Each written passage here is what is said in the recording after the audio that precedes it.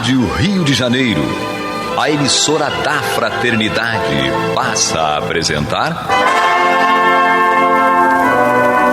Luz na Penumbra, programa que leva ao seu coração a mensagem da doutrina espírita.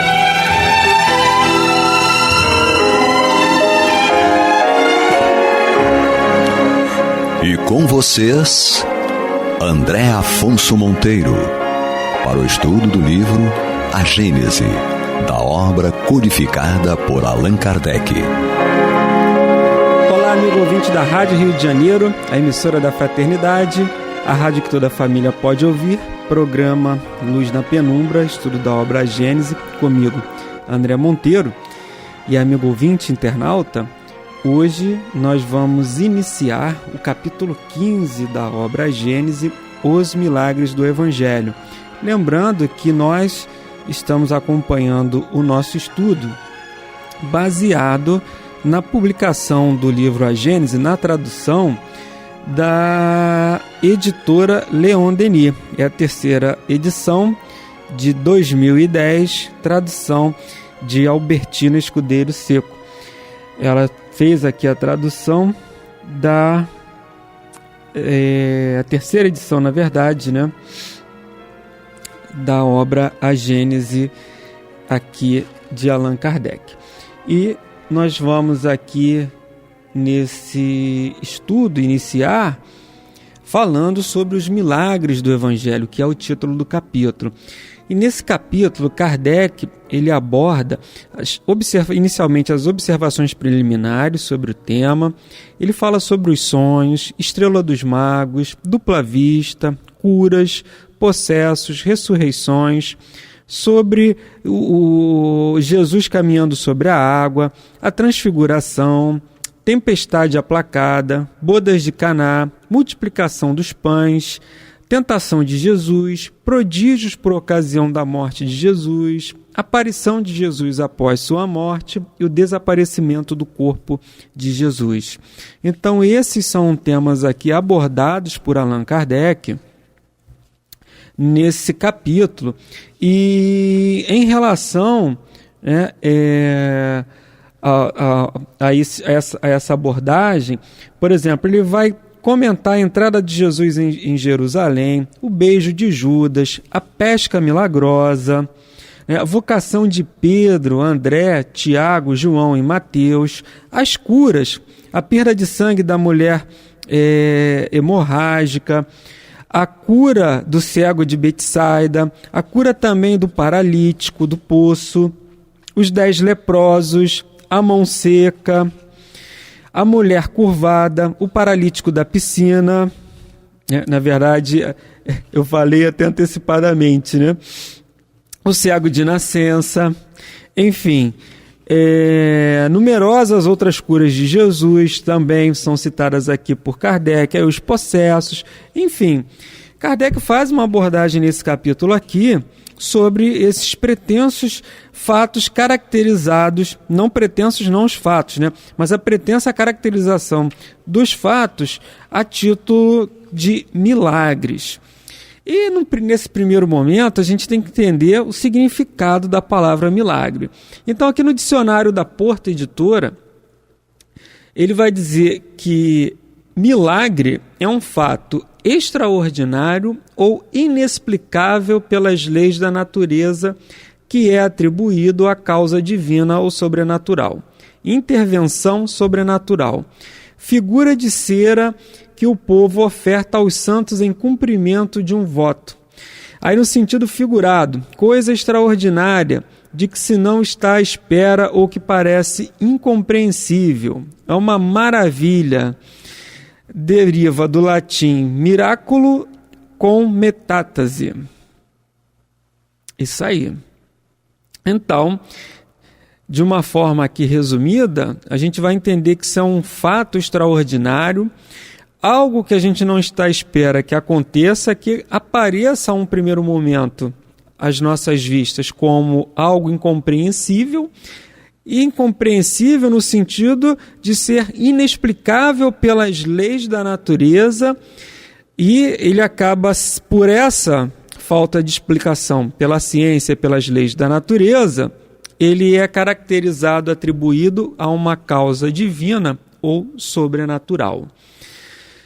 E aí, quando a gente compreende aqui o significado da palavra milagre, e quando no primeiro item o dicionário atribui, a fatos inexplicáveis pelas leis da natureza, pelas leis que regem a nossa natureza e que a ciência não consegue descobrir.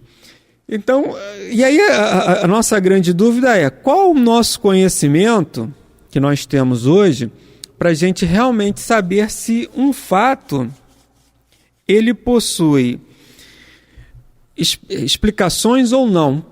Até que ponto nós avançamos nos nossos conhecimentos tecnológicos e científicos para a gente poder desvendar determinado fato? Então, aquilo que foi praticado há alguns anos atrás, hoje ele e naquele momento nós não tínhamos uma explicação para isso.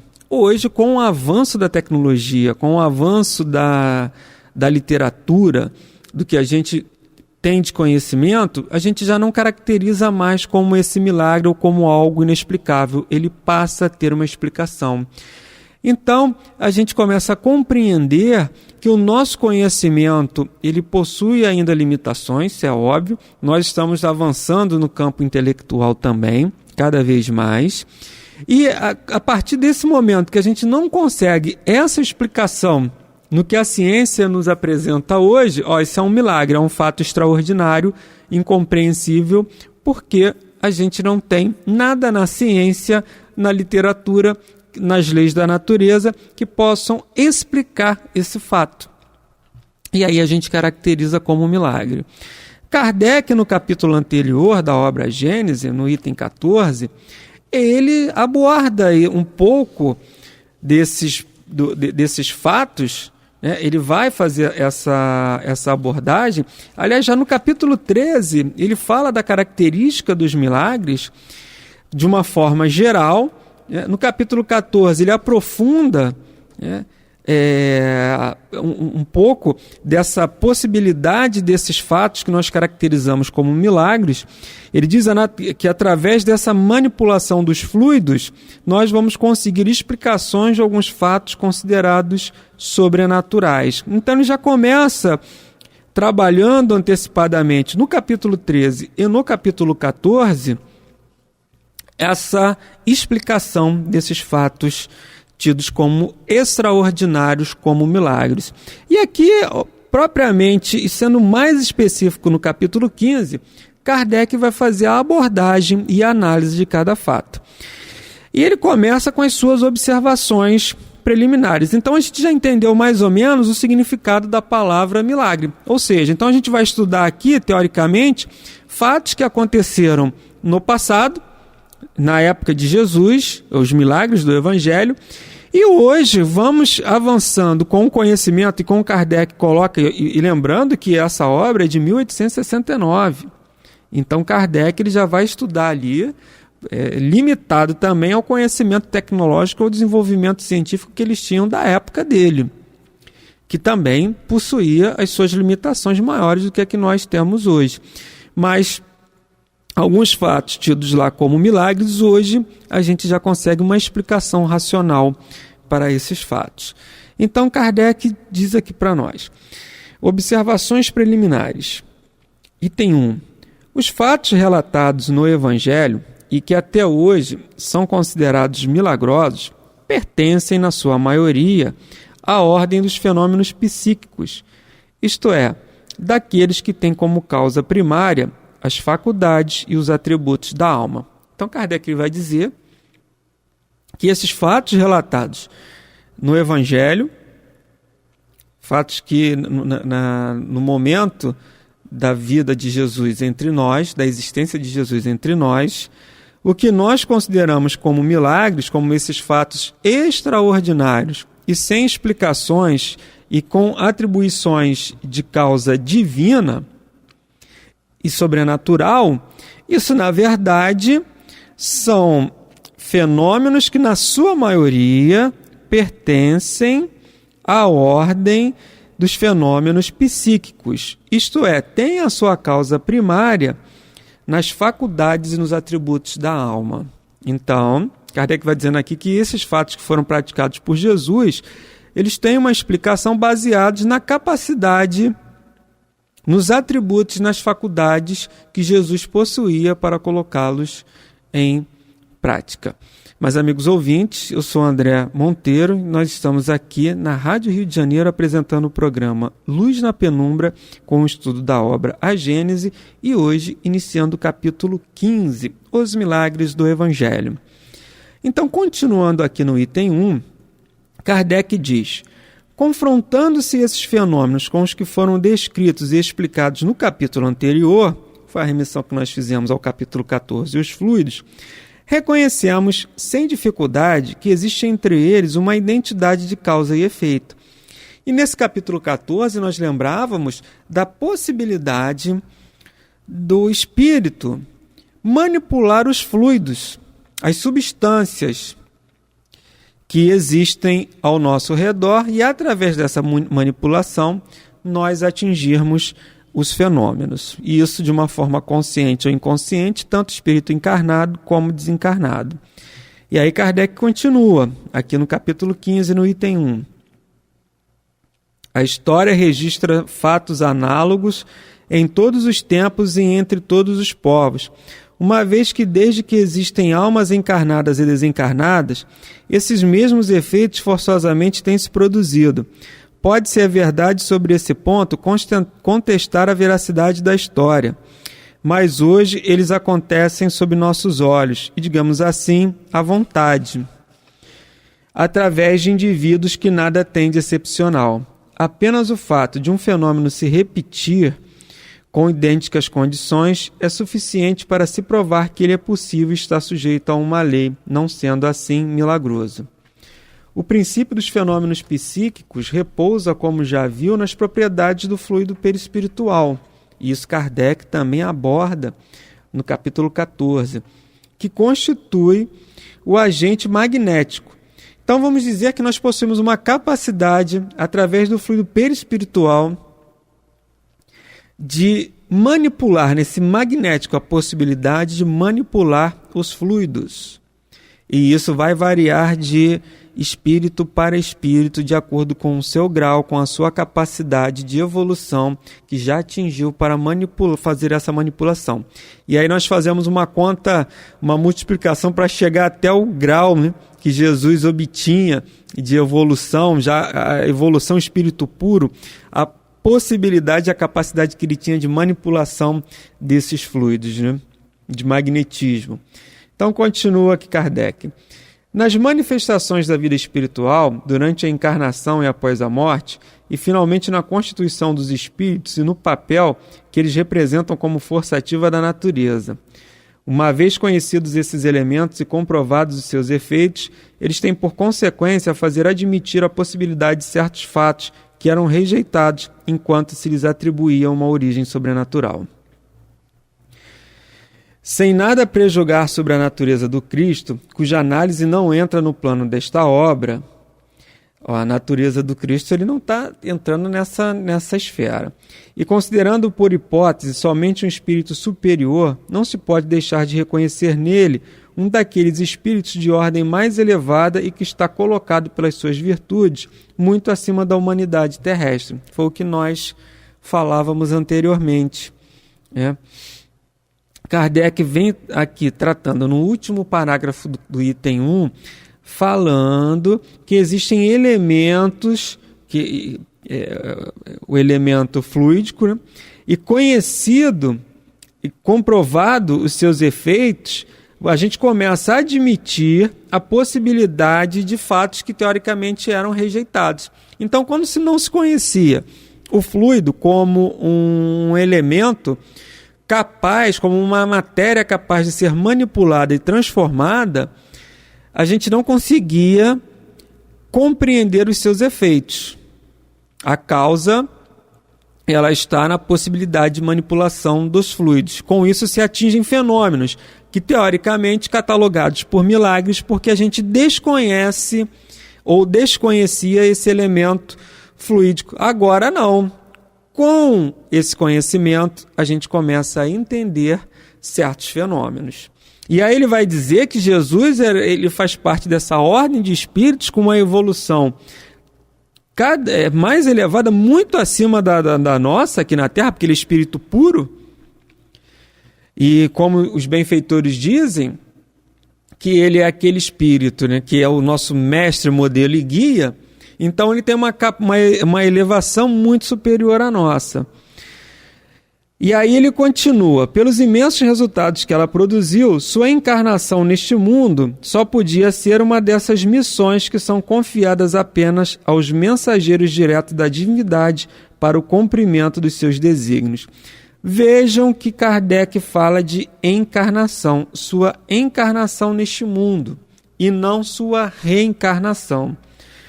E qual é a diferença? A reencarnação, ou melhor dizendo, a encarnação é quando você pela primeira vez encarna em um corpo físico em determinado mundo.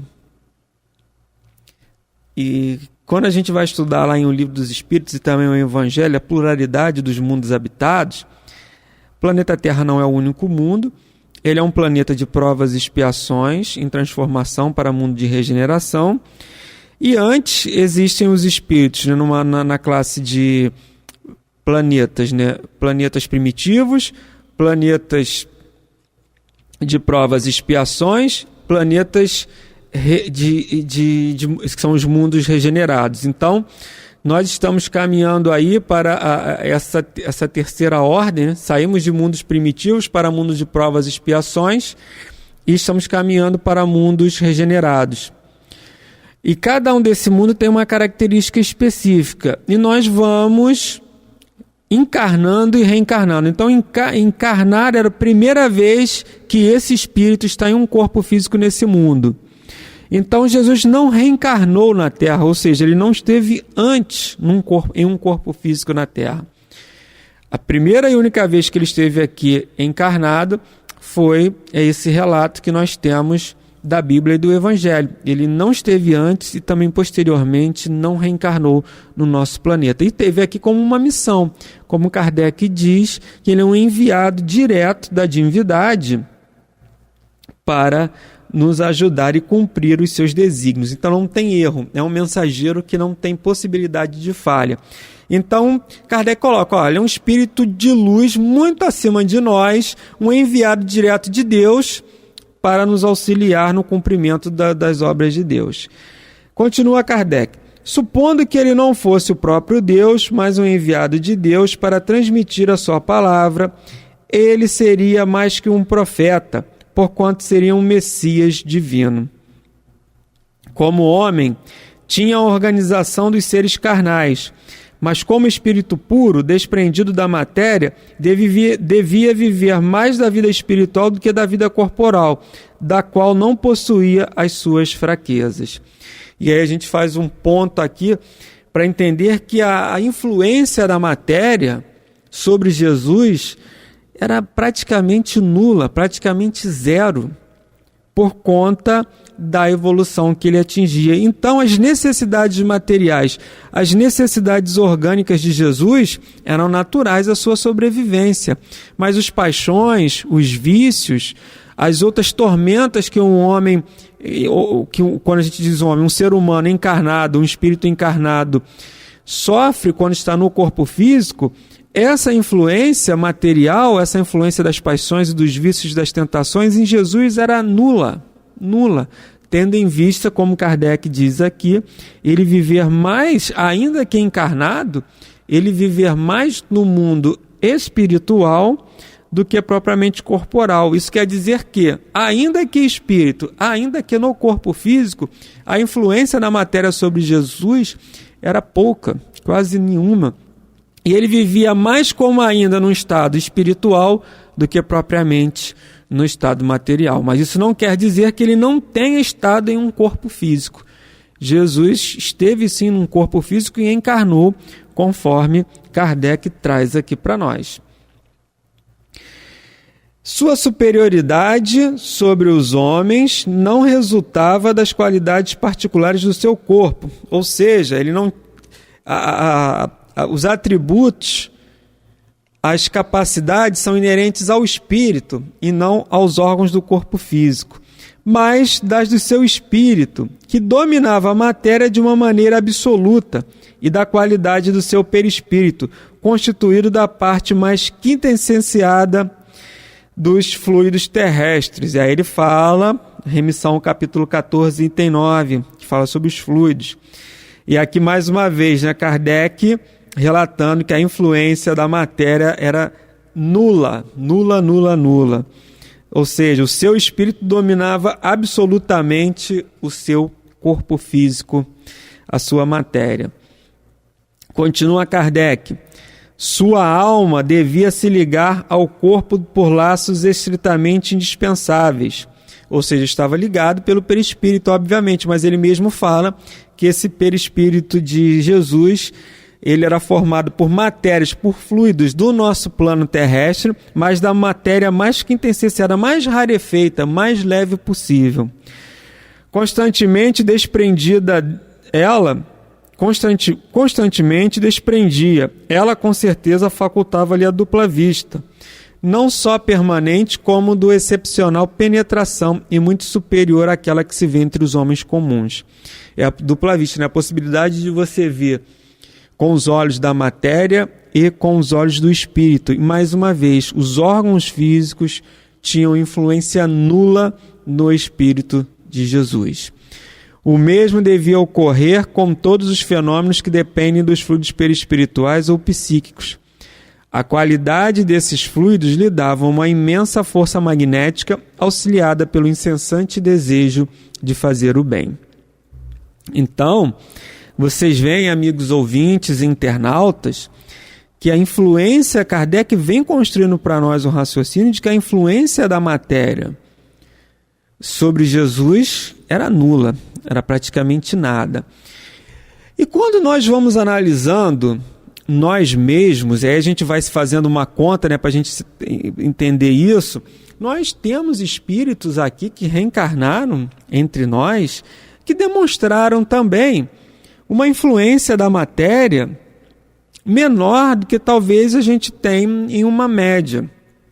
Espíritos que vivenciaram assim de uma forma, que tiveram uma vida desprendida dos gozos terrestres, dos prazeres materiais, dos vícios, das paixões, que tiveram essa existência. E quando Kardec diz, Jesus ele viveu mais uma vida espiritual do que uma vida material. E alguns espíritos que são próximos a nós, que estiveram conosco, nós podemos citar alguns deles, Gandhi, Madre Teresa de Calcutá, a própria Irmã Dulce, Francisco Cândido Xavier. Esses espíritos tiveram influência da matéria sim, e aí a gente não está fazendo aqui uma comparação deles com Deus, mas estamos nos comparando com eles no sentido de que esses espíritos também, quando estiveram no corpo físico, também tiveram uma influência reduzida da matéria sobre o espírito, porque eles já tinham atributos possíveis para isso. E nós, de alguma maneira também, já desenvolvemos algumas possibilidades que a matéria não exerce uma influência. Pode não influenciar para alguma coisa, mas pode influenciar para outra. Alguns espíritos ainda têm uma necessidade de alimentação, uma necessidade material mais intensa. Quando estão encarnados, outros nem tanto. Mas ainda sofremos forte influência dos vícios, das paixões e da matéria em nós. Mas isso, amigo ouvinte, é uma construção que nós vamos atingir. E nós vamos dar continuidade no nosso programa, estamos chegando ao final, desejando a todos muita paz em seus corações e até a próxima semana, se Deus quiser. Você está ouvindo o programa Luz na Penumbra.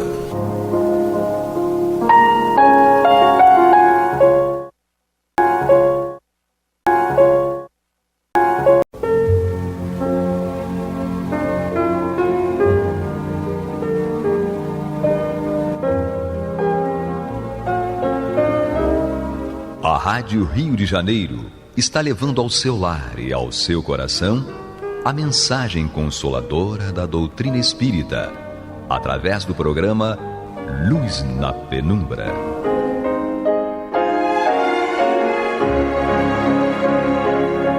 E agora com vocês, Nádia do Couto Vale, para comentar o Céu e Inferno, ou a Justiça Divina segundo o Espiritismo, da obra codificada por Allan Kardec. Que a paz de Jesus permaneça conosco hoje e sempre. Continuamos o estudo desta obra, estamos estudando juntos, já na segunda parte, o capítulo 2, no qual o nosso querido codificador Allan Kardec nos traz a trajetória, as conquistas, os mecanismos, as reações dos espíritos felizes. Já começamos a estudar a trajetória riquíssima, a história riquíssima do espírito Viúva Foulon, que nos remete a conceitos de felicidade, se nós queremos poder, fama, beleza. E Kardec, então, nos traz esse tipo de vida que levaram os espíritos felizes na Terra. Muitos até foram pobres, como a Viúva Foulon, que precisou trabalhar intensamente como miniaturista, muito reconhecida, muito talentosa, e que morou muito tempo no Havre, onde ela gozava exatamente dessa grande reputação como habilíssima miniaturista.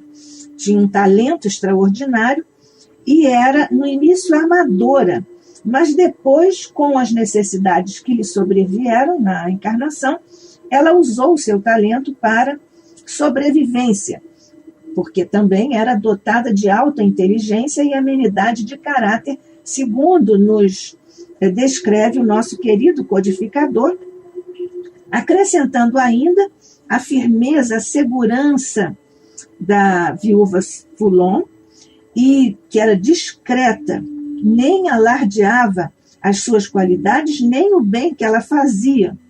Aliás, ela não tinha ressentimentos para com os ingratos, e o seu sentimento de fazer o bem era absolutamente inato. Isso se percebia muito facilmente. E, portanto, ela não cedeu ao egoísmo, sempre fez o bem a quem fez o mal ou a tratou mal, e tinha, portanto, uma total abnegação pessoal. Estava sempre pronta a sacrificar seu repouso, sua saúde, seus interesses pessoais em favor dos necessitados. Portanto, tinha uma grande resignação e uma coragem muito grande. Acontece que ela acabou ficando cega porque o seu trabalho de miniaturista exigiu da sua vista um grande esforço e, portanto, gastou a vista da Viúva Foulon. Ela conheceu a doutrina espírita, que então ensinou a ela alguma coisa que não lhe era totalmente desconhecida, mas da qual ela já possuía uma vaga intuição. Portanto, ela estudou com afinco a doutrina espírita e foi uma carta viva de divulgação da doutrina espírita, para usarmos a expressão paulina. Por isso, Kardec até lembra que o perfil do homem de bem, que aqui naturalmente aplica-se à mulher também, aplicavam, ou podemos aplicar ao caso, ao perfil, à história da Madame Foulon, ou Viúva Foulon.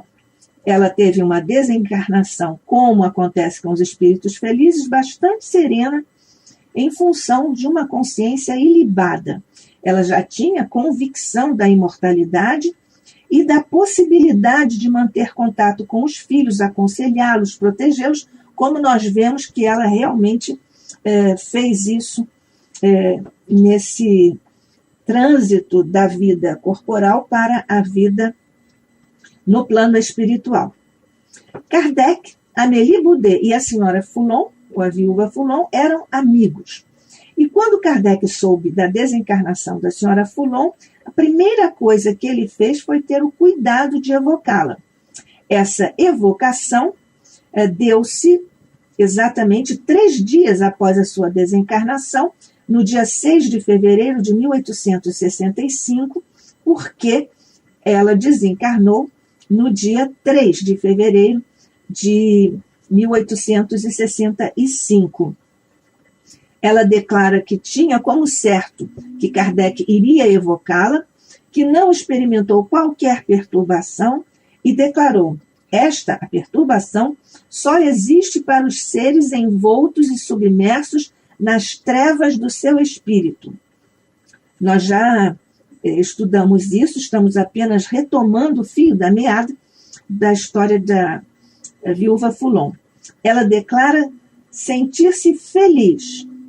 E ela disse a esse propósito que tinha, portanto, conhecimentos e lembranças de outras encarnações como artista. É a bagagem pessoal intransferível do ser com suas aptidões inclusive. E ela dirige-se então a uma pessoa, porque ela, vamos até retomar aqui o que ela declarou nessa evocação. Ela disse: pincéis e eu provarei ao mundo que a arte espírita é o complemento da arte pagã, da arte cristã que periclita, cabendo somente ao espiritismo a glória de revivê-la com todo o esplendor sobre vosso mundo deserdado. Isto é o bastante para a artista. E agora, a amiga.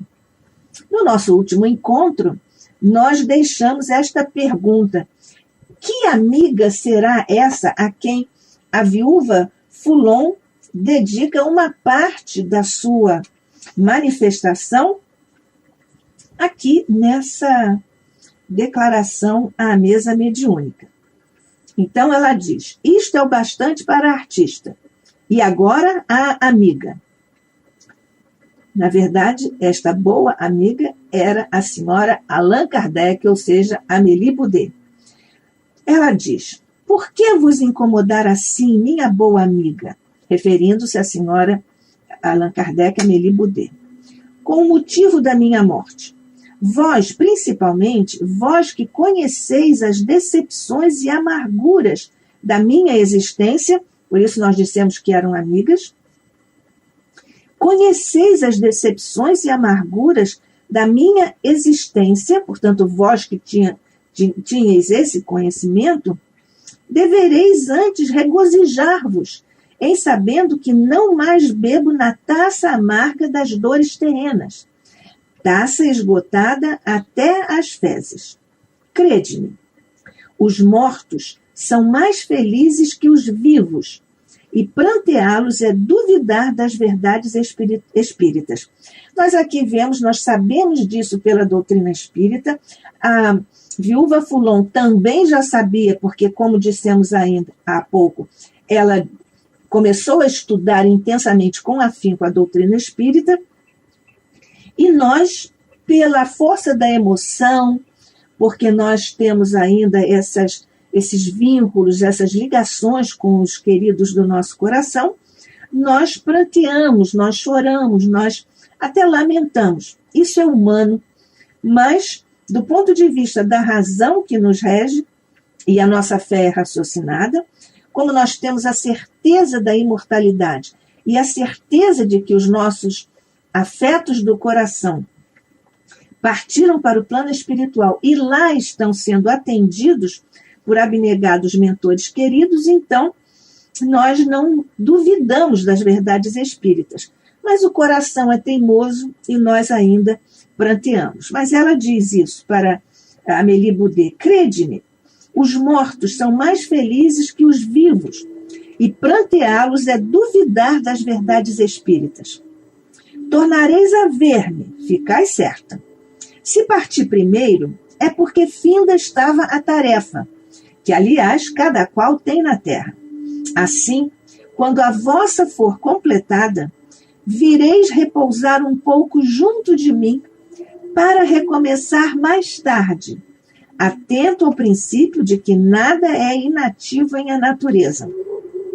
Nós vemos aqui a delicadeza da amizade que permanece, mesmo que um dos elos dessa amizade esteja em outro plano de existência. E ela aqui, de uma certa forma, marca um encontro com o espírito Amélie Boudet, não só no plano espiritual, mas em encarnação subsequente. E ela continua. Todos temos mais tendências, às quais obedecemos, o que é uma lei suprema e comprobatória da faculdade do livre-arbítrio. Essa faculdade do livre-arbítrio é naturalmente alguma coisa que nos diz respeito, porque o tempo todo nós estamos fazendo escolhas corriqueiras e escolhas mais graves. E então, nós temos essa questão do livre-arbítrio, que é um dos pilares da nossa filosofia espírita. O livre-arbítrio, a liberdade de expressão, de pensamento, de decisão, é uma questão muito frequentada na área da filosofia, e nós vamos, a esse propósito, lembrar com muito amor, com muito carinho, o filósofo poeta da doutrina espírita, o nosso querido Leon Denis, que trata do tema em várias de suas magníficas obras, mas trata dessa questão também em O Problema do Ser, do Espírito e da Dor, problema do ser, do destino e da dor. E então nós vamos partilhar essa reflexão profunda, sempre profunda, de Leon Denis, aqui, já que estamos estudando juntos esse livro, O Céu e o Inferno, a Justiça Divina, segundo o Espiritismo, eu, Nádia do Couto Vale, e você, querido, querida ouvinte internauta, e vamos agora juntos saborear e penetrar nessa reflexão do nosso querido Leon Denis. Ele diz, no capítulo 12 dessa obra, O Problema do Ser, do Destino e da Dor. O livre-arbítrio é, pois, a expansão da personalidade e da consciência. Para sermos livres, é necessário querer sê-lo e fazer esforço para vir a sê-lo, libertando-nos da escravidão da ignorância e das paixões baixas, substituindo o império das sensações e dos instintos pelo da razão. Isto só se pode obter por uma educação e uma preparação prolongada das faculdades humanas. E ele aqui cita a libertação física pela limitação dos apetites, dos instintos. A libertação intelectual pela conquista da verdade. E a libertação moral pela procura da virtude. É esta a obra dos séculos.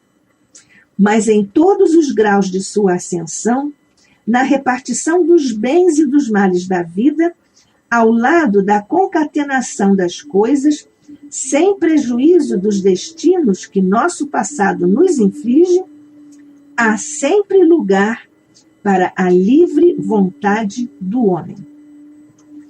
Essa é a reflexão profunda, da qual tiramos apenas uma pequena parte, no capítulo 22 de O Problema do Ser, do Destino e da Dor, de Leon Denis, o nosso querido filósofo poeta da doutrina espírita. E então ela aconselha Viúva Foulon, nós agora retornamos à parte da comunicação que ela deu lá em Paris, à mesa mediúnica Allan Kardec. Então, ela continua a falar com Amélie Boudet, com Madame Allan Kardec.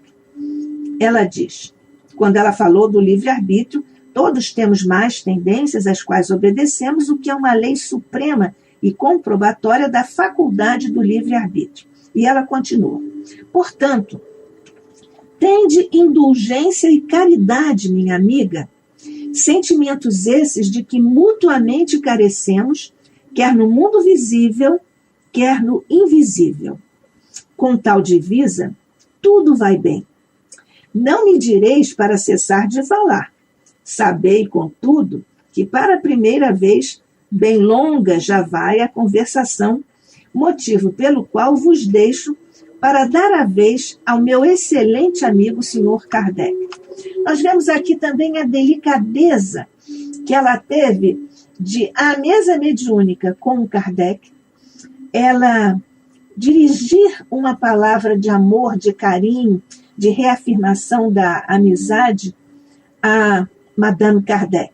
Então, agora ela volta a falar com o nosso querido codificador, que era também um querido amigo dela, a viúva Foulon. Então, ela diz, com tal divisa, tudo vai bem. Isso se aplica também a nós, que é a divisa da indulgência e da caridade. Então, ela dirige-se a Kardec. Agradece as palavras afetuosas de Kardec para com ela e lembra: escapamos de partir juntos para o mundo em que me encontro. O que ela quis dizer com isso, dirigindo-se a Kardec? Por que os dois escaparam de partir juntos para o plano espiritual? Você lembra a que a senhora Foulon se refere ou está se referindo? Sim, Kardec tinha enfermado um pouco antes. O Dr. Demeure falou sobre isso e nós já estudamos o Dr. Demeure aqui juntos e ele também falou sobre essa questão da desencarnação do nosso, ou da possibilidade da desencarnação se não fosse tratado do nosso querido Allan Kardec, o nosso querido codificador. Ele diz, Dr. Demeure: sou eu, Demeure, o amigo do Sr. Kardec. Venho dizer-lhe que o acompanhava quando lhe sobreveio o acidente, a enfermidade. Este seria certamente funesto, sem a intervenção eficaz para a qual me ufano de haver concorrido. Por isso que a viúva Foulon já sabia disso. De acordo com as minhas observações e com os informes colhidos em boa fonte, é evidente para mim que quanto mais cedo se der a sua desencarnação, tanto mais breve reencarnará para completar a sua obra. É preciso, contudo, antes de partir, dar a última demão às obras complementares da teoria doutrinal de que é o iniciador. Portanto, ele tinha que terminar a obra da codificação. Se, portanto, por excesso de trabalho, não atendendo à imperfeição do seu organismo, antecipar a partida para cá, será passível da pena de homicídio voluntário. É mister dizer-lhe toda a verdade para que se previna e siga estritamente as nossas prescrições, e assinou o Dr. Demeure. Nós já estudamos a também riquíssima trajetória do Dr. Demeure, já inclusive estudamos essa mensagem do Dr. Demeure a Kardec, e agora relembramos porque a viúva Foulon faz referência a isso e nós quisemos aqui efetivamente, novamente, lidar com essa maravilhosa expressão da comunicação, da atenção, dos cuidados até profissionais do Dr. Demeure, que é também colocado por Kardec aqui, neste capítulo 2º da segunda parte desta obra, Entre os Espíritos Felizes. E comentamos, então, a responsabilidade de todos nós, porque o que serve para Kardec serve muitíssimo bem para todos nós, e então vamos lembrar a responsabilidade que temos para com o nosso corpo, para com os cuidados que devemos ter com a nossa encarnação, porque ele seria passível da pena de homicídio voluntário, o mesmo que aconteceu com o nosso queridíssimo mentor André Luiz, que adentrou o plano espiritual como homicida voluntário. Vocês devem estar lembrados que quando ele atravessava o umbral, ele foi chamado, gritavam suicida, suicida para o nosso querido mentor André Luiz. O Dr. Demer, claro, dotado de alta inteligência e de qualidades morais, pertence à categoria dos espíritos muito adiantados e deixa claro que houve decisiva participação dos bons espíritos para ajudá-lo a vencer a enfermidade. Naturalmente, ele diz: que diria então a companheira amantíssima da nossa existência se os bons espíritos não tivessem intervindo? Teria chorado e gemido, o que até certo ponto compreendo.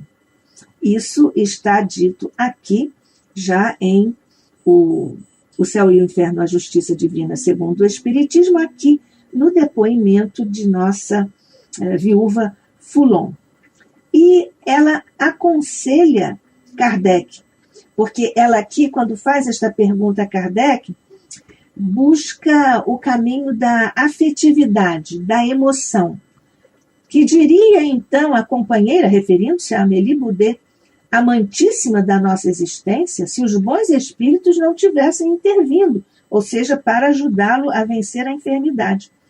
Então, Amélie Boudet teria chorado e gemido, que até certo ponto compreendo. Claro, ela compreende porque Amélie choraria com essa partida antecipada, que teria sido antecipada, não fossem os cuidados amorosos dos bons espíritos. E aconselha Kardec: é preciso, porém, que vele, que tome cuidado, para que não mais vos exponhais a novo perigo antes de ter concluído o trabalho da iniciação espírita, chegando antecipadamente entre nós. É uma amiga que vô-lo diz: acautelai-vos.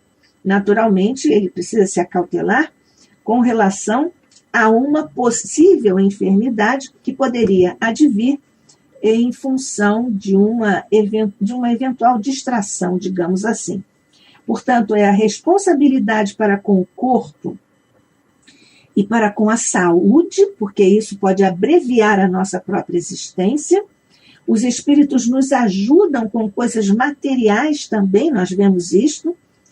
Os espíritos, tantos espíritos, estavam preocupados com a saúde de Kardec, eles se preocupam com a nossa também.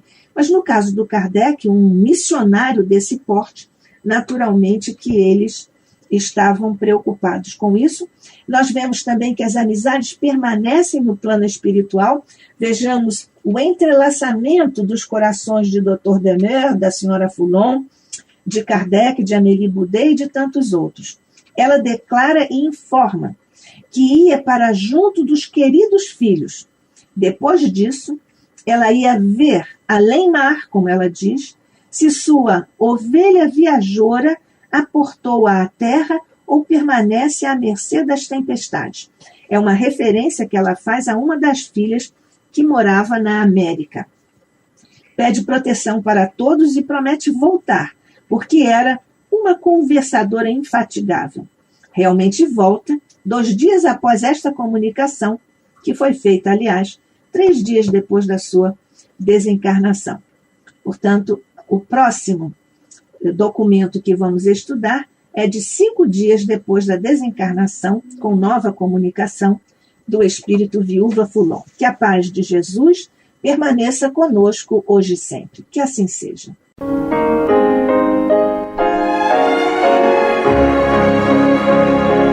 E vamos ouvir agora a prece de encerramento de nosso programa, na voz de Geraldo de Aquino. Jesus, dá-nos coragem para a luta, piedade para os insultos e misericórdia para as injustiças e ingratidões. Limpa nossa alma de inveja e ambições mesquinhas, de ódio e de vingança o nosso caminho. E que dentro em pouco, ao recolher-nos de novo ao calor do nosso leito, para que o sono nos dê a paz e o esquecimento das tristezas humanas, possamos sentir, Senhor, no mais íntimo de nosso ser, a doçura indefinível do Teu amor, e a grandeza incomparável da tua divina presença. Que assim seja.